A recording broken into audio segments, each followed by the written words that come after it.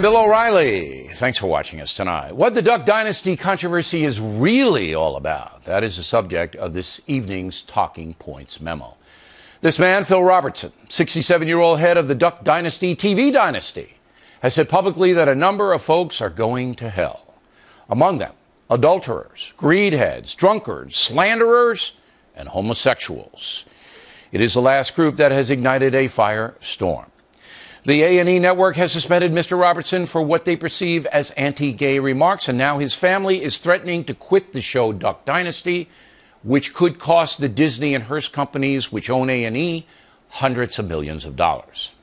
The reaction to Phil Robertson's remarks has been intense, to say the least.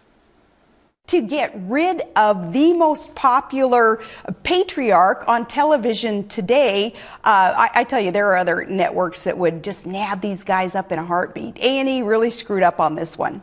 The world is changing, the country's changing, and even the state in which Mr. Robertson lives is changing, and he needs to get in line. I was very disappointed in A&E, but I think you see a growing political correctness amongst the left, where, again, they say they're for tolerance, they say they're for diversity, but only if you agree with them. The unfortunate thing about all of this is we are trumpeting this as a First Amendment issue when it is couldn't be anything further from that. No one has a constitutional right to a reality show or a paycheck or anything else. I think that the guy said is ignorant, but I also have an inclination to support a world where saying ignorant on television doesn't get you kicked off that medium. But this is what happens when you have true freedom of speech. You can say these things and then you have to suffer the consequences. Look, offensive to me. I do believe in the right to free speech, but I think the marketplace should decide what should happen to this franchise.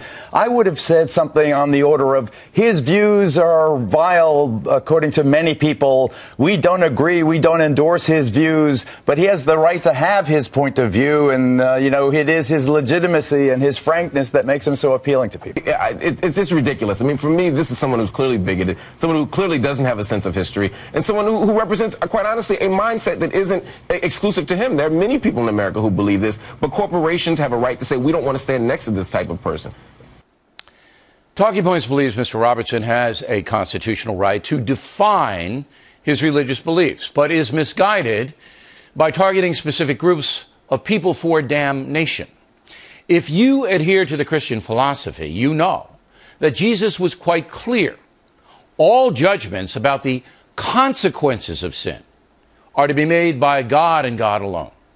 We're all sinners, and because of that, the Gospel of Luke 6:37 mandates that Christian human beings refrain from judging others. Again, that is God's prerogative. Now, you either buy into Christianity or you don't. So Mr. Robertson's vision is flawed, according to Luke. As I said last night, this controversy is helping anti-Christian forces in the USA. The secular progressive movement seizes upon stuff like this to portray Christians as cruel fanatics, people only interested in imposing their point of view on the nation. I don't know Mr. Robertson, but I believe he is acting according to his conscience. But in the process, he's actually hurting his own cause. Having written a book about Jesus, I know this much. He was adamantly against bad behavior that injures other people. But he would not condemn a woman in his presence who was an adulteress. And time after time, the Nazarene persuaded folks that his way of living was worthy because it was so compassionate. Homosexual Americans should not be demonized, just like devout Christians should not be demonized. And people of strong beliefs should understand the big picture. Portraying gay Americans as sinners gives license to harm them. It's insulting and demeaning. Jesus would persuade, not condemn. There has been no one more involved in protecting Judeo-Christian tradition in America than me. I fully understand how the far-left secular progressives want to change this country. And in order to do that, they have to marginalize people of faith, people like Mr. Robertson, who oppose unfettered abortion, gay marriage, and other SP causes. But you win the battle by reason and by putting forth the strongest argument for the greater good of all Americans. No one on earth can read the hearts of fellow human beings. No one but God knows why people do what they do. Phil Robertson is a man of strong faith, and that should be respected. A&E was wrong for suspending him, but not wrong for challenging his methods. We in America are all in this together, and that includes gay people.